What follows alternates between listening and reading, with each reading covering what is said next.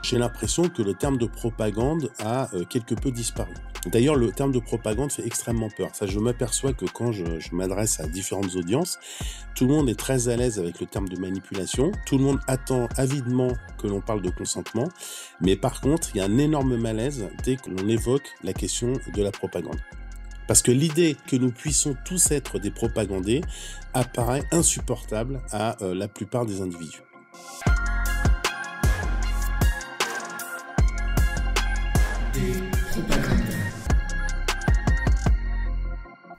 Salut tout le monde, je suis Bertrand Lenôtre, bienvenue dans Despropaganda 2, comme deuxième épisode. Aujourd'hui, nous allons parler de marketing et de manipulation, pour ne pas prononcer ce mot propagande qui effraie les élèves de notre invité. Mais avant ça, je voudrais commencer par vous remercier collectivement pour l'accueil chaleureux, voire même très chaleureux, que vous avez réservé dans un premier temps au concept de Despropaganda, puis à son premier numéro. Vous êtes nombreux à me dire que ce podcast tombe bien, comme si nous avions besoin, en ces temps perturbés, de comprendre à quelle sauce manipulatoire, avec un S à sauce et manipulatoire, nous sommes mangés. Ça valide donc cette nécessité que je percevais, qui m'a amené à créer Despropagandas, pour vous, mais aussi pour moi, pour tenter de trouver des réponses à mes propres questions lancinantes. Merci infiniment, dans le détail, à Lauriane Capriel pour son long post dithyrambique sur LinkedIn, duquel j'extrais ceci.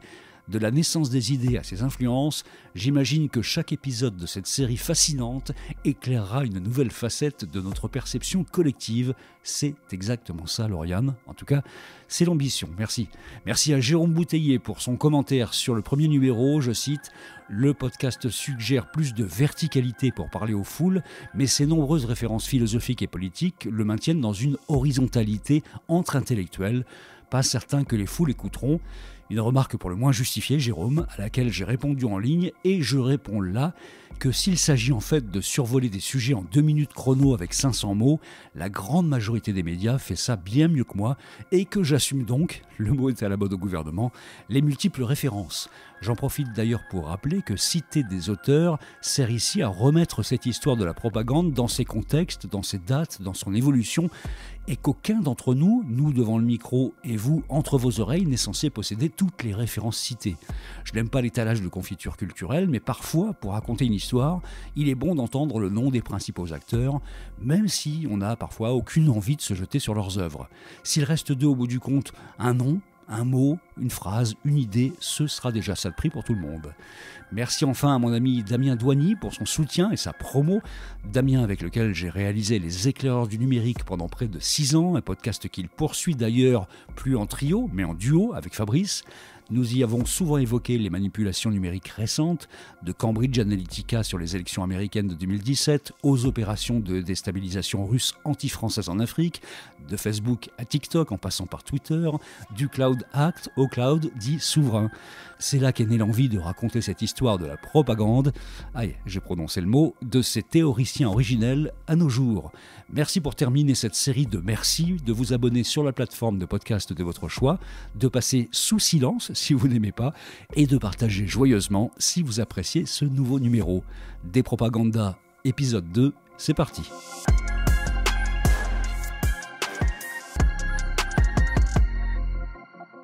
J'accueille le nouvel invité de Despropaganda, Benoît Heilbrun. Bonjour Benoît Heilbrun. Bonjour, merci pour votre invitation. Merci d'être là, surtout. Vous êtes professeur à l'ESCP Europe, vous dirigez aujourd'hui le master spécialisé marketing et communication.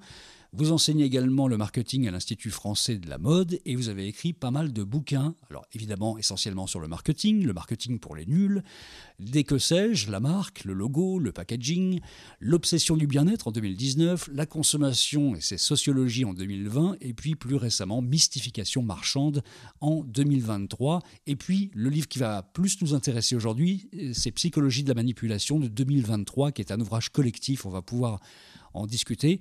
Ceux qui nous écoutent se disent mais qu'est-ce que fait un spécialiste du marketing dans un podcast sur la propagande? C'est un peu mettre le loup dans la bergerie. Et pourtant, vous avez une vision du marketing qu'on dira critique. C'est un petit peu ça. Exactement. Et en fait, pour répondre à votre question, je pense que d'entrée de jeu, il faut abattre les cartes et dire que le marketing, en fait, est une technologie de propagande des marchés et donc des relations marchandes. Et sachant que le mot de manipulation n'est pas systématiquement négatif. puisque on reviendra peut-être sur l'étymologie de la notion de manipulation, mais il est clair que il faut accepter que le marketing est un outil de manipulation. Ça veut dire qu'il y a une sorte de filiation naturelle entre propagande, manipulation, relations publiques, publicité, communication et marketing. Tout ça vient de la même recherche finalement. En fait, la notion de propagande, elle est d'essence religieuse, parce que c'est finalement le pape Grégoire XIII qui, au XVIe siècle, Des propagandas fidées. voilà, a fondé un lieu physique, donc à Rome, pour aller évangéliser, c'est-à-dire pour aller propager la bonne parole. Donc on se rappelle que propagande, évidemment, ça vient de la notion de propagation, donc ça apparaît donc à la fin du XVIe siècle. Et ce qui est très intéressant, c'est que dans les années 1920-1930, un certain nombre d'auteurs américains, dont on va parler, je pense, tout à l'heure, Edward Bernays et Walter Lippmann, ont pour la première fois théorisé la question de la manipulation, mais non pas la manipulation politique, c'est-à-dire qui renvoie à une propagande autoritaire et verticale, mais une propagande horizontale, comme disait le grand Jacques Ellul, c'est-à-dire une propagande par manipulation, et qui donc fait en sorte que les gens acceptent librement de faire des choses en pensant qu'ils ne sont pas contraints de les faire. Le consentement. Donc le consentement. Et alors, donc c'est intéressant parce que ces travaux, ces recherches qui étaient très pragmatiques, parce que les deux en fait étaient financés par des organisations marchandes, se sont faites il y a exactement 100 ans. Et en fait, on s'aperçoit que depuis, finalement, il n'y a pas eu d'avancée significative dans les théories de la propagande et de la manipulation. Donc, ce qui est important, c'est de bien distinguer une propagande politique, autoritaire et verticale. Ce n'est pas celle-là dont nous allons parler aujourd'hui, je pense, mais une propagande horizontale. Et en fait, la propagande horizontale, c'est ce qu'on pourrait appeler le marketing. Le mot propagande, on le connaît. Le mot manipulation, il apparaît pour la première fois dans un dictionnaire en 1767. Je crois que vous vous rappelez ça dans un de vos articles d'ailleurs. Oui, donc au XVIIIe siècle. Et en fait, ce qui est intéressant, c'est que ce terme vient des sciences dures, c'est-à-dire de la chimie. Et manipuler, ça veut tout simplement dire déplacer un objet sur une paillasse. Donc on a une signification qui renvoie à un acte, et évidemment il va y avoir un mécanisme de métaphorisation de la manipulation, et donc on va commencer à considérer la manipulation dans son sens symbolique, c'est-à-dire le fait d'avoir une influence sur quelqu'un pour orienter ses choix et ses décisions dans une certaine direction sans pour autant le contraindre. Et donc, rétrospectivement, on va se dire, mais finalement, le terme est nouveau, mais est-ce que la pratique est si nouvelle que cela? Et en fait, on va se rendre compte que l'homme a toujours manipulé les autres, mais sauf que à l'époque, on n'appelait pas ça la manipulation. Par exemple, les Grecs appelaient ça la ruse.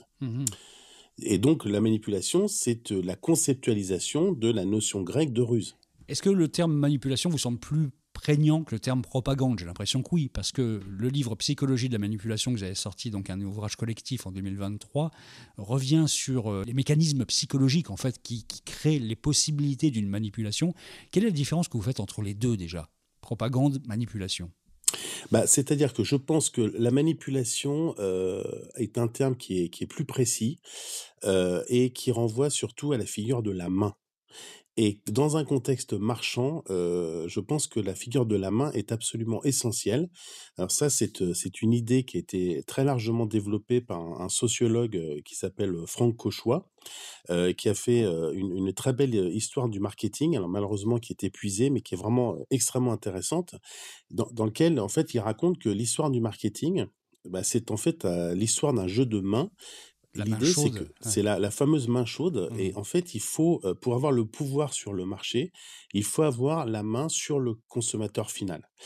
Et donc, c'est dans cette lignée-là que s'inscrit la réflexion sur la manipulation marchande, en ce sens que on revient finalement à l'étymologie de la paillasse et du déplacement d'un objet sur la paillasse pour extrapoler finalement à un sens qui est plus psychologique.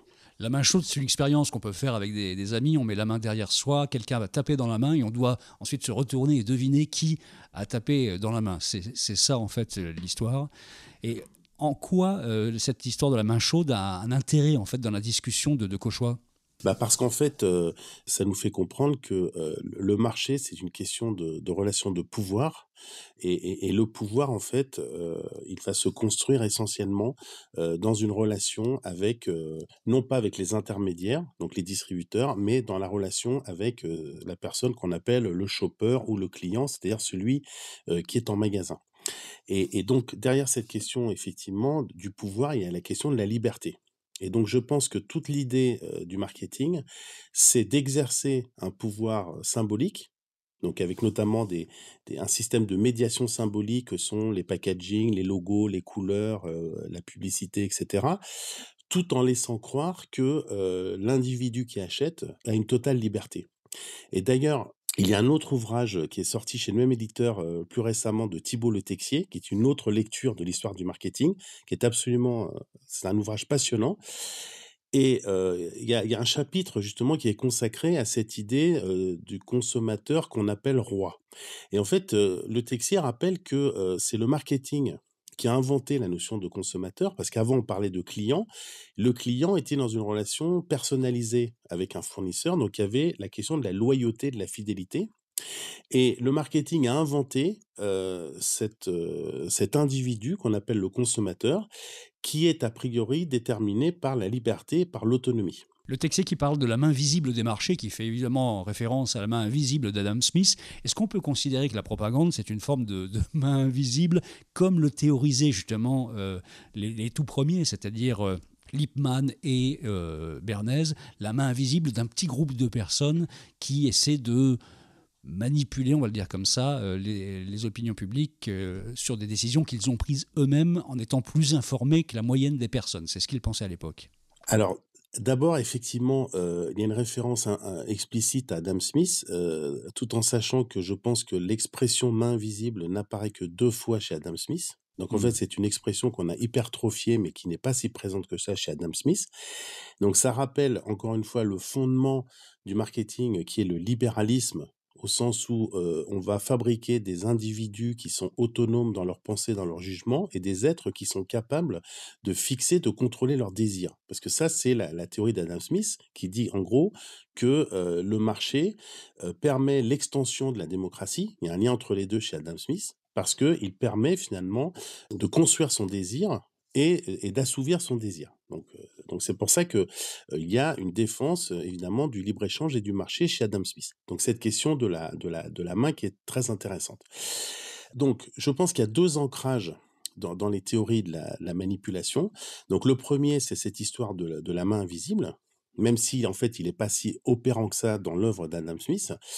Et puis le deuxième, c'est finalement peut-être le Léviathan de Hobbes. D'accord, et toute l'affiliation entre Hobbes et Étienne de la Boétie, donc le traité de la servitude volontaire, c'est-à-dire cette question fondamentale qui est pourquoi des individus sont prêts à abdiquer leur liberté personnelle pour un tyran.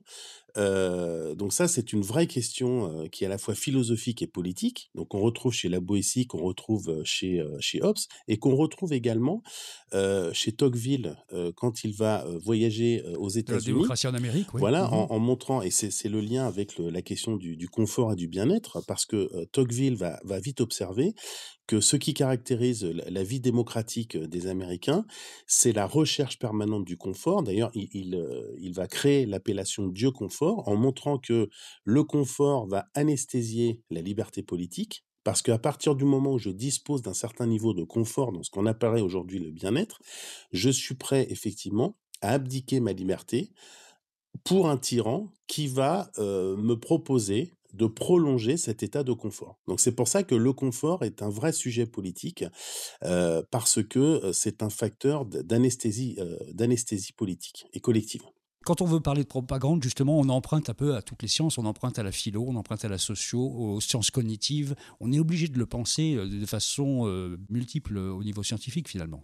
Bah, c'est-à-dire que, aujourd'hui, la manipulation, est devenue un vrai sujet de société, ce qui était pas le cas avant.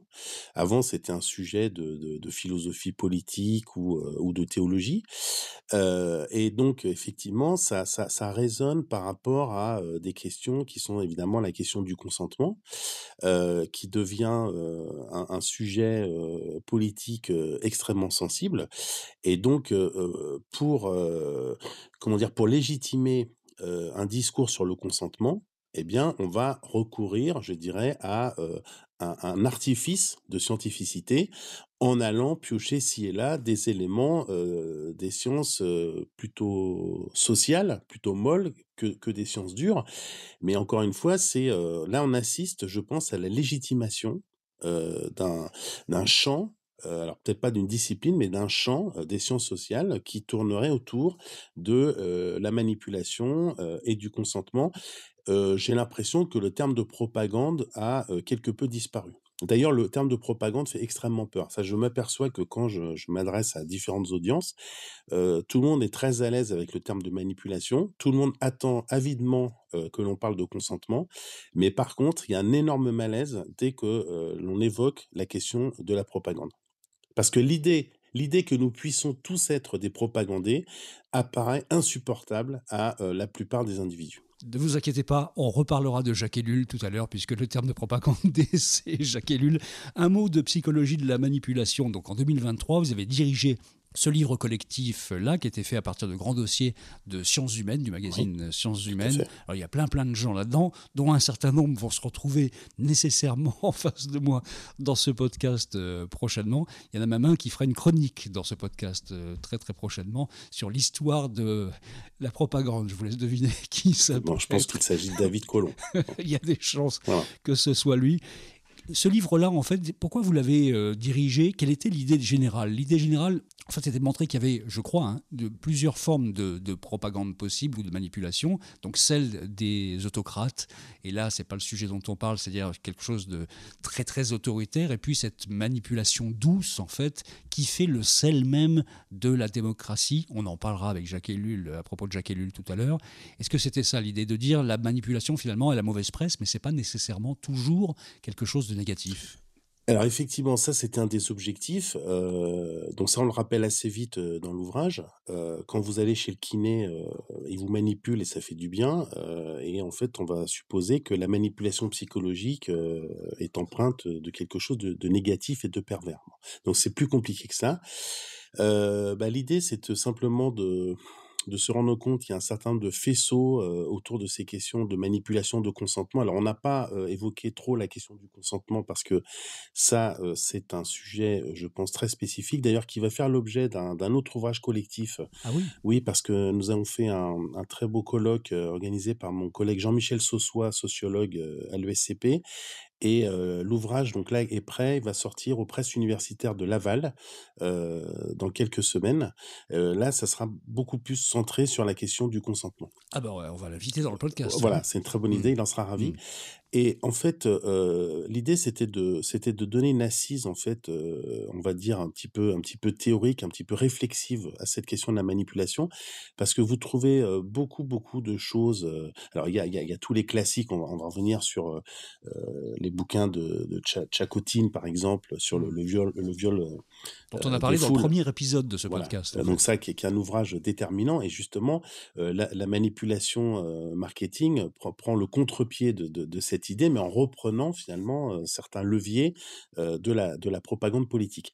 Mais sinon, on trouve finalement beaucoup d'ouvrages, dans le champ du développement personnel, c'est-à-dire, comment se déjouer, des pervers narcissiques, des gens qui vous manipulent et cetera. Et donc l'idée c'était de donner une assise, un petit peu solide, un petit peu sérieuse, qui soit justement pas de l'ordre du développement personnel, mais qui montre que la manipulation, c'est une question qui a irrigué le champ philosophique, politique, sociologique, anthropologique, et cetera. Donc c'est pour ça qu'il y a un panel en fait d'interventions.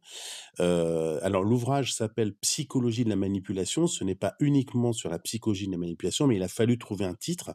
Mais en gros, c'est plutôt, le thème, ce serait la manipulation dans les sciences sociales. Donc le livre se définit en 3 grands chapitres, on va dire, champ de la manipulation, comment opère la manipulation et comment se protéger, parce qu'il y a vraiment toute cette dimension-là dans le livre que vous avez mis en place, qui est on peut lutter contre des formes de manipulation. Alors ça peut paraître antithétique avec le discours de départ, qui est finalement la manipulation n'est pas toujours négative, mais quand elle l'est, comment est-ce qu'on fait pour faire la différence et dans quel cas faut-il se protéger ? Alors effectivement, je pense qu'on ne peut pas confondre la manipulation de l'enfant qui fait du chantage, parce que ça c'est un type de manipulation, et puis la manipulation qui est à l'œuvre dans les sectes. Donc là, c'est vrai que j'ai été contacté par des personnes du monde associatif qui travaillent justement pour la protection des individus par rapport à toute forme de sectarisme. Donc ça, encore une fois, c'est un vrai enjeu politique, hein. C'est-à-dire comment est-ce qu'on on essaie d'éviter toute forme de dérive sectaire et toute forme d'embrigadement psychologique. Est-ce qu'il vous semble que justement ces technologies, enfin ces techniques de manipulation qui sont issues des sectes, qui ont été utilisées par certaines religions, courants religieux à certains moments d'ailleurs, puisque c'est ça l'origine, sont aujourd'hui à l'œuvre dans d'autres secteurs, je pense notamment à la politique par exemple? Je pense que si on définit une secte comme une communauté de personnes fédérées par des croyances avec quand même une verticalité, c'est-à-dire un leader avec un système de doctrine, je pense qu'il y a beaucoup de systèmes aujourd'hui socioculturels qui recouvrent cette notion de secte.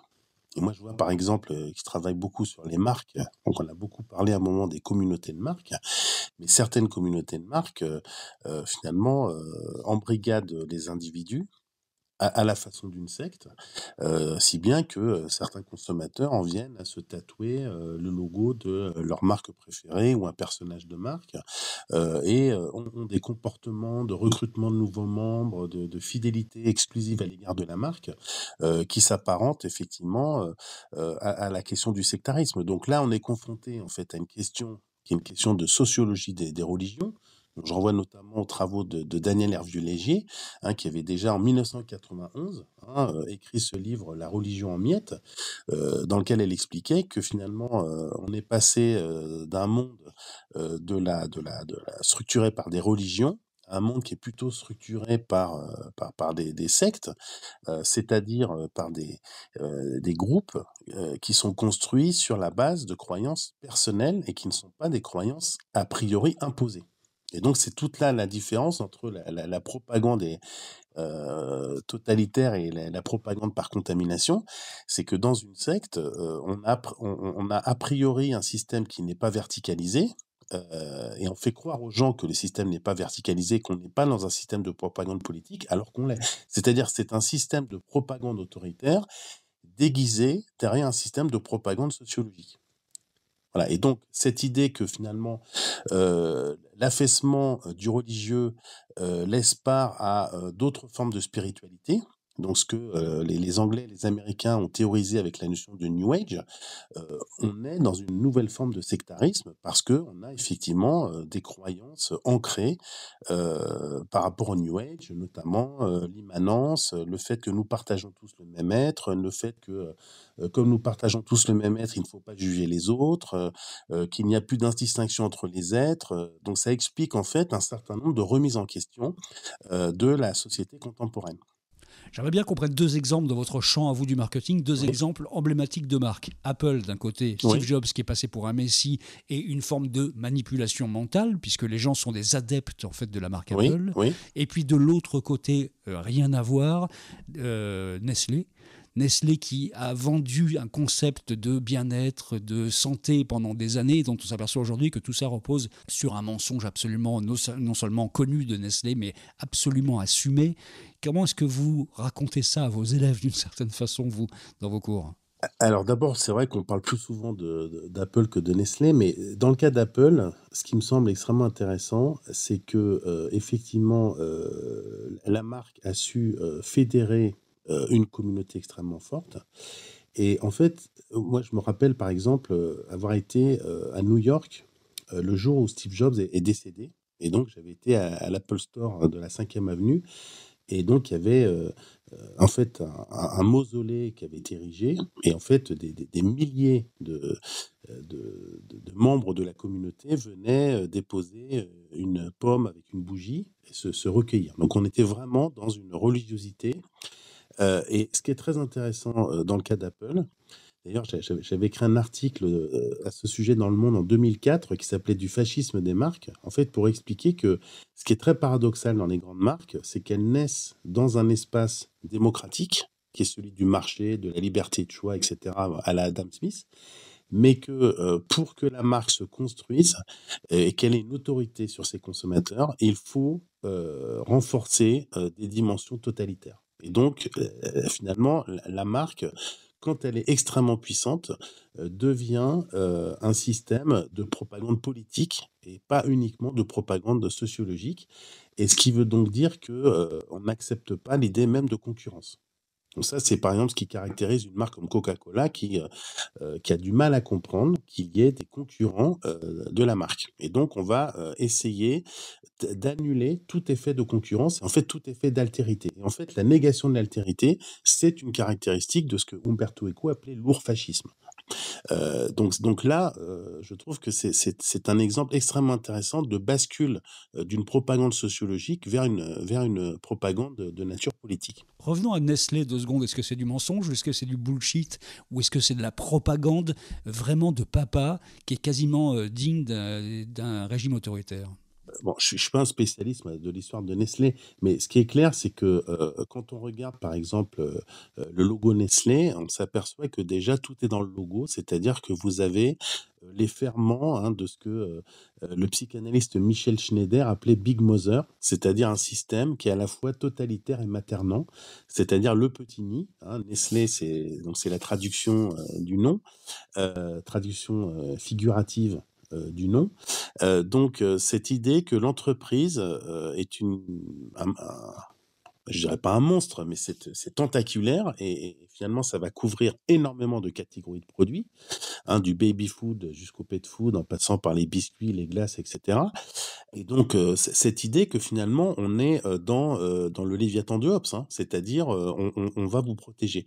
Et en fait, bon, là, Nestlé est confronté à des scandales sur le marché de l'eau, mais il faut se souvenir que dans les années 70, il y a eu par exemple en Afrique un scandale sur le lait infantile, parce que Nestlé vendait ses produits en Afrique dans des contrées où il n'y avait pas d'eau potable. Donc on savait qu'il y avait un danger pour les bébés. Donc ça, c'est absolument pas nouveau, mais je pense que ça participe d'une autre question qui est que beaucoup de gens aujourd'hui commencent à comprendre que finalement, boire de l'eau du robinet, c'est peut-être plus safe que de boire de l'eau en bouteille, au-delà des aspects du plastique, etc.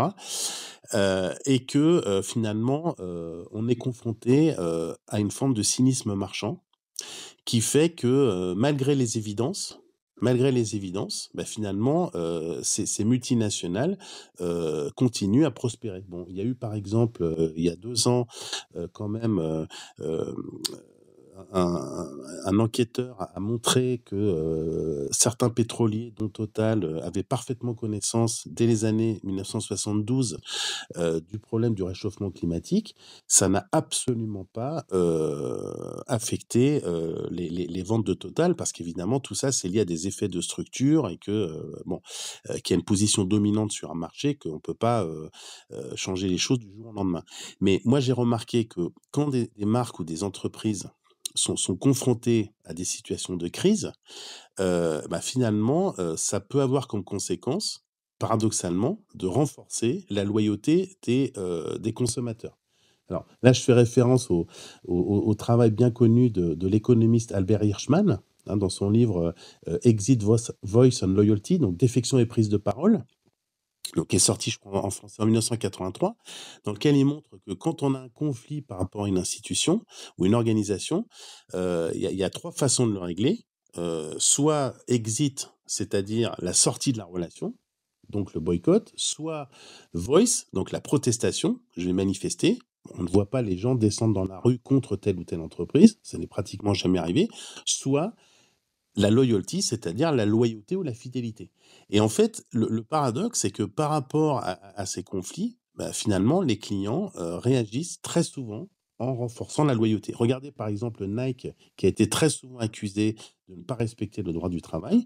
Ça n'a absolument pas affecté les ventes de produits Nike.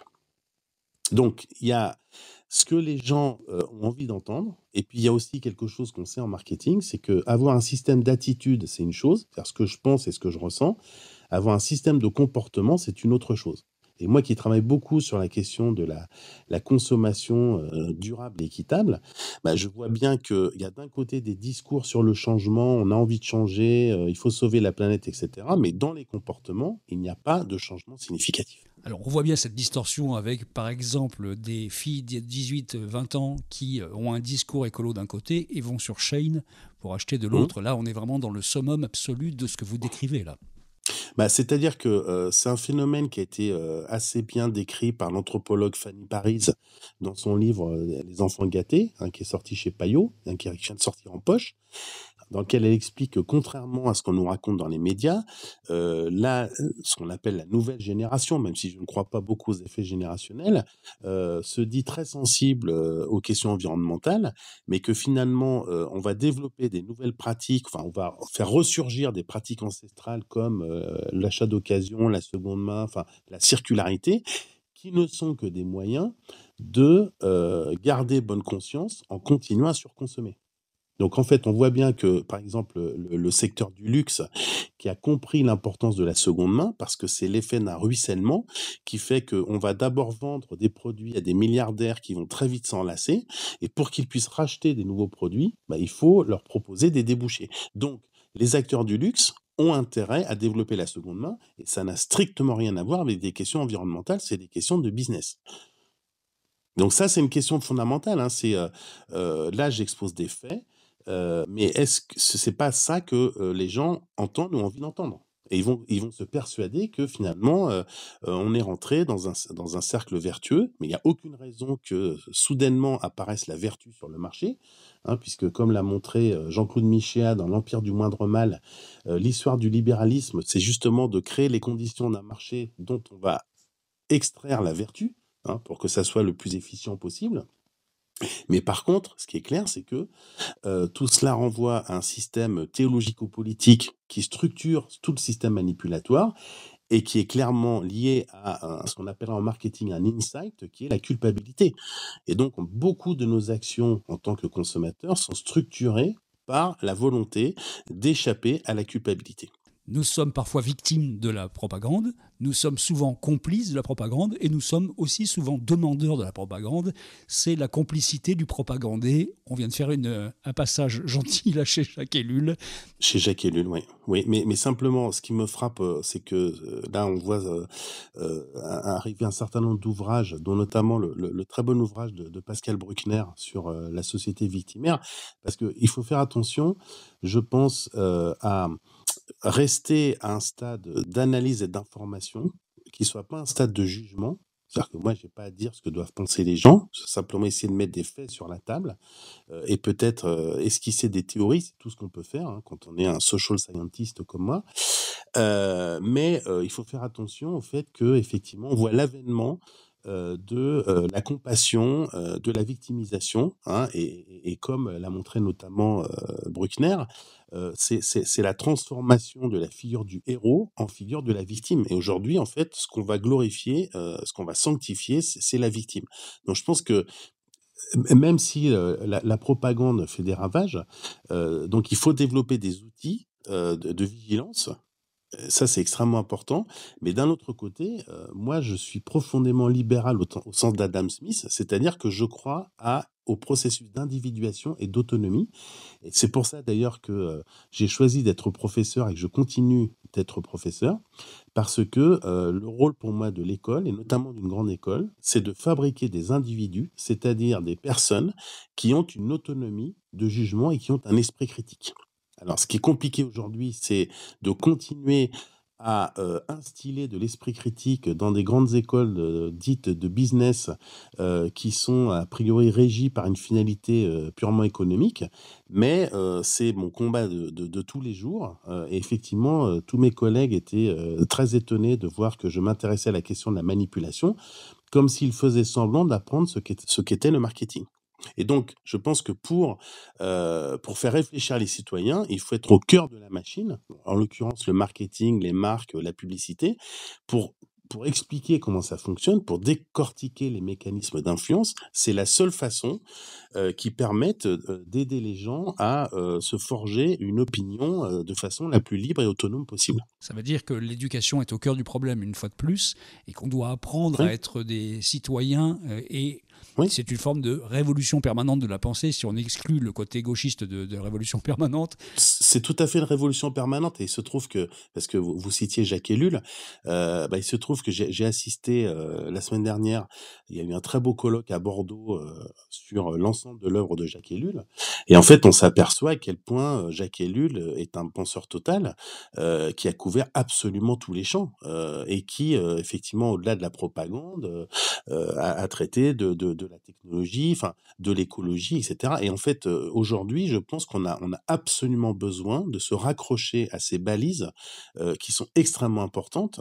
Et c'est pour ça qu'il faut saluer quand même l'initiative, notamment d'un éditeur comme La Table Ronde, qui est en train de, je crois que les belles lettres, enfin la Table Ronde, qui réédite pratiquement tous les livres de Jacques Ellul en format poche, parce qu'il y a aussi la question de l'accessibilité du produit, parce que le fait qu'un livre soit disponible, c'est une chose, mais après il faut qu'il soit affordable. C'est pour ça que les Américains distinguent bien accessible and affordable. Et pour que la connaissance soit disponible, il faut aussi réfléchir aux formes de monétisation. Justement, un mot sur Jacques Ellul, parce qu'il y a pas mal de gens qui ne le connaissent pas nécessairement. Jacques Ellul, c'est quelqu'un qui est un historien du droit, qui est un sociologue, qui était un protestant également, et ça jouait aussi dans sa pensée à lui, à la fois très croyant, très croyant, et libertaire en même temps, et quelqu'un qui a théorisé avec Gunther Anders, notamment dès les années 50, en fait, ce que pouvait devenir la technologie dans le monde,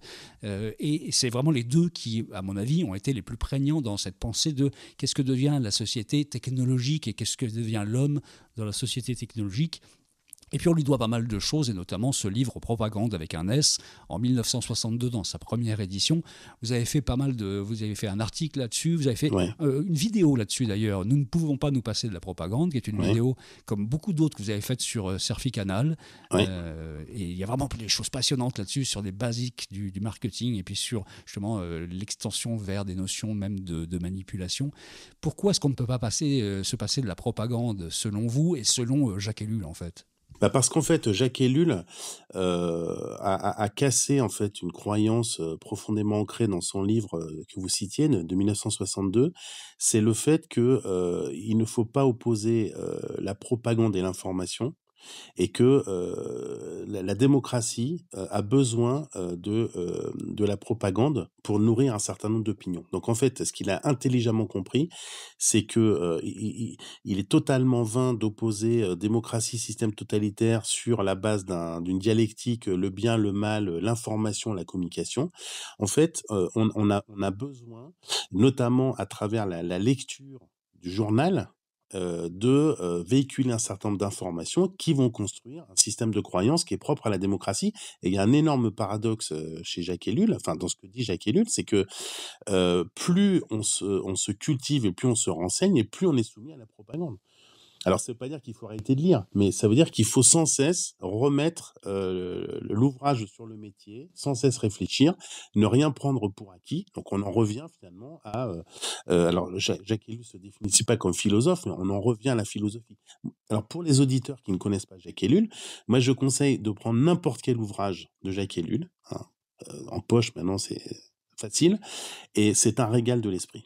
C'est un régal de l'esprit, et après ça vous amène par capillarité vers d'autres thématiques, mais prenez n'importe quel ouvrage, c'est absolument passionnant. Alors lui, il dit que plus on se cultive, plus on est soumis à la propagande, ce qui remet en cause votre rôle de professeur finalement, qui passe son temps à éduquer des personnes qui se retrouvent face à la propagande et qui doivent apprendre en fait à chaque fois un peu plus fort à comprendre les mécanismes de la manipulation en fait.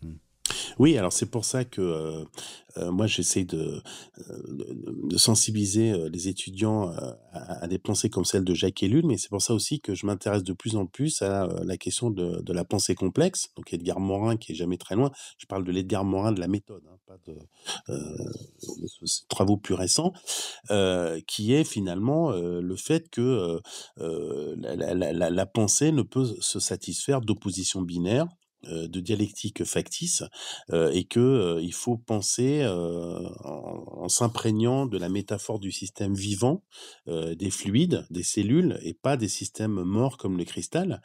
Et ça, c'est fondamental, hein. C'est-à-dire que je pense que le professeur n'est pas un auteur au sens où l'auteur, c'est un émetteur de vérité, comme on le croyait au XVIIIe siècle. Le professeur, en fait, il va mettre à disposition un certain nombre d'informations, d'idées, son rôle, c'est d'aider les participants à articuler ces différentes informations et connaissances, mais son rôle n'est pas de porter un jugement. Il y a quelque chose qui est passionnant dans la pensée de Jacques Ellul, c'est le fait qu'il dit il n'existe pas de démocratie sans information, il n'existe pas d'information sans propagande, la démocratie doit faire de la propagande pour survivre, et en même temps la propagande est par essence ce qui va détruire la démocratie d'une certaine façon. On est coincé, quoi.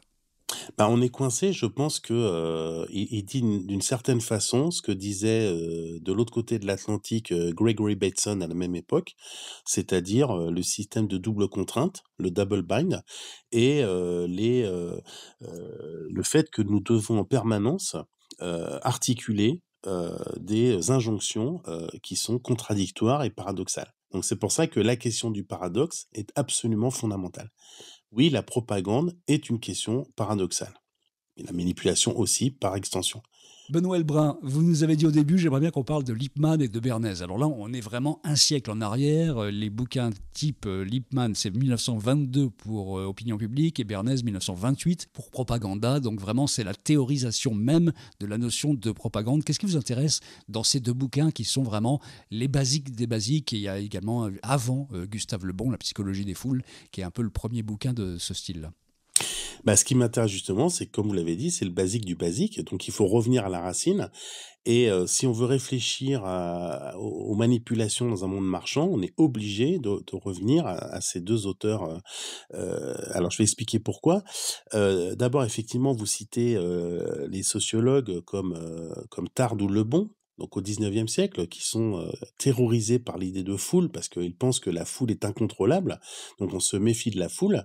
Et en fait, ce que vont faire Bernays et Lippmann, c'est de théoriser la foule, donc en inventant la question du public. Donc c'est à cette époque qu'apparaît la notion du public. Donc Lippmann va parler de public fantôme. Et en fait, Lippmann va montrer que comme on est déjà à l'époque, il y a 100 ans, exposé à beaucoup d'informations chaque jour, en fait, un homme, un être humain cultivé n'a pas forcément accès aux décisions publiques, à toutes les informations qui sont nécessaires pour comprendre ce qui se passe et pour participer à la décision en démocratie. Donc, on va créer la notion d'intermédiaire, hein, qui est l'idée que on a finalement le public est un fantôme, c'est-à-dire que il ne comprend pas, il voit mais il ne comprend pas et il ne peut pas décider. Et donc, c'est la deuxième grande idée développée par Bernays, Édouard Bernays, qui était, je le rappelle, le neveu de Freud, qui est de penser que il faut construire un corps intermédiaire qui va appeler le gouvernement invisible, donc qui sont toutes les personnes qui ont une certaine connaissance sur les fonctionnements de la démocratie, du marché, de la communication, et qui sont ce qu'on appelle aujourd'hui des influenceurs socioculturels. Donc, c'est les journalistes, les politiques, les publicitaires déjà de l'époque. Et puis, Bernays va inventer, lui, la notion de relation publique, hein, en montrant que pour promouvoir un produit, il faut s'appuyer sur un tiers qui va influencer et qui va légitimer ce produit ou cette marque. Et donc tous les fondements de la manipulation marchande sont établis entre 1922, Public Fantôme, et puis 1928, Propaganda, qui reste, à mon avis, le meilleur traité de marketing qui soit, avec le livre de Vance Packard, The Hidden Persuaders, 1957. Voilà, donc les Américains, encore une fois, à 30 ans d'écart, en 1927, 28 et 1957, ont écrit les deux grands traités du marketing. Alors, on est dans une vision extrêmement élitiste de la société, là, sur le coup. Il y a des gens qui sont les gens qui sont informés, qui peuvent décider, et d'une certaine façon, leur rôle est de persuader le reste de la population qui ne comprend rien du tout à ce qui se passe, du bien fondé de leurs décisions. C'est à peu près ça, c'est la théorie de Lippmann, parce que quand Lippmann parle d'opinion publique, il n'y a pas d'opinion publique. En fait, il démonte même l'idée d'opinion publique en même temps qu'il crée le terme. C'est qu'en fait, l'opinion publique, c'est l'opinion de certains amenée au public. C'est exactement ça. Et en fait, encore une fois, je pense que Walter Lippmann emblématise la sorte de paradoxe dont on parlait tout à l'heure, c'est-à-dire que c'est a priori un grand défenseur de la démocratie. Et en fait, il va théoriser les armes de l'antidémocratie, c'est-à-dire de comment déposséder les citoyens de leur pouvoir démocratique. C'est tout le paradoxe de la manipulation qui est en jeu ici. On revient à La main visible des marchés, le livre de Thibault Le Texier. Vous en parliez un tout petit peu tout à l'heure de Thibault Le Texier. Est-ce que c'est le livre que vous avez envie de nous proposer finalement? Est-ce qu'il y en a un autre que vous avez lu récemment qui vous a vraiment inspiré, que vous voudriez partager? C'est-à-dire que sur le sujet, pour comprendre comment fonctionne le marketing, c'est un travail extrêmement intéressant. Alors sachant qu'il y a une seule limite, c'est qu'il est extrêmement volumineux parce qu'il fait plus de 700 pages. Donc ça peut faire un petit peu peur, mais ça vaut vraiment le coup, surtout qu'il est très bien chapitré, donc on peut aller picorer en fait ce qui nous intéresse le plus. Alors moi je vais peut-être détourner un petit peu la question. Moi il y a un auteur qui a beaucoup compté dans mon parcours. Au-delà de Jacques Ellul et de tous ceux que j'ai cités, c'est l'anthropologue David Graeber.